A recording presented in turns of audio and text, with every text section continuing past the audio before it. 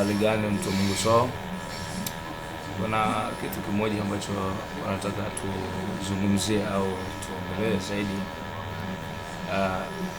Tunaendelea kila siku kujifunza idea tofauti, so kila inapoitwa leo, kila kunapokucha, kuna vitu vingi sana ambavyo tunatakiwa sisi kama watu wa Mungu au kama watoto wa Mungu tuvijue. Kwa nini? Kwa sababu kila hatua mpya huwa inataka mara nyingi jambo jipya. So huwezi ukaenda hatua mpya halafu ukawa bado na vitu vya kizamani. Kile tunachofanya kwenye hii channel kila siku, tunachofanya kikubwa sana ni sana ni kutoa elimu mbalimbali kuhusiana na vitu mbalimbali vinavyohusu sana maisha ya kawaida na hata maisha ya Mungu pia, kwa sababu huwezi ukajua chombo kilichotengenezwa kwa ubora kama usipomjua yeye aliyekitengeneza. So mara nyingi kila kitu Mungu mwenyewe ndo anakifanya. Maisha ni Mungu mwenyewe ndiye aliyeumba, mwanadamu ni Mungu mwenyewe ndiye aliyemtengeneza. So yule aliyetengeneza kile chombo ndo anakijua zaidi kuliko yule anayekitumia au kuliko yule aliyepewa.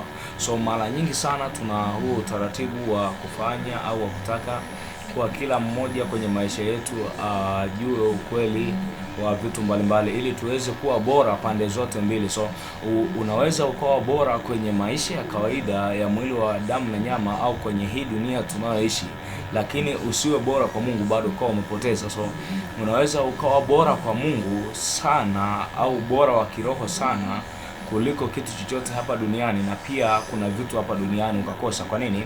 Kwa mfano kama mtu kama Lazaro alikuwa ni mtu mzuri sana wa kiroho na alikuwa mzuri sana kwa upande wa rohoni, lakini maisha aliyoishi hapa duniani ilikuwa ni maisha ya shida. So kila kitu kinaenda na taratibu zake. So lazima kwanza ujue na lazima uwe bora. So ukiwa bora kwa Mungu na ukiwa bora kwa Mungu zaidi, naweza nikasema kwa kwenye ulimwengu umepata zaidi. Kwa nini?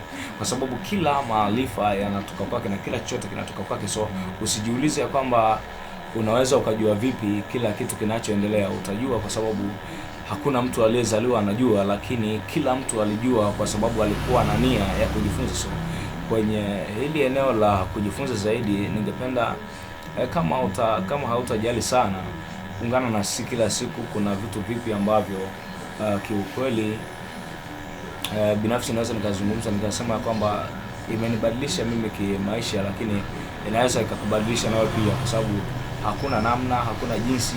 Kama unataka kupiga hatua mpya, lazima uwe mtu wa kujifunza kitu kipya kila inapoitwa leo. So kama unataka kuwa wajana, lazima ujifunze au utembee na vijana. Sasa kama wewe ni mtu mpya, unaamini na kwa kuwa kila kitu kinaenda kuwa upya kila siku, lazima utake kujifunza vitu vipya. So napenda kukaribisha sana, karibu sana. So jisikie uko nyumbani, karibu sana.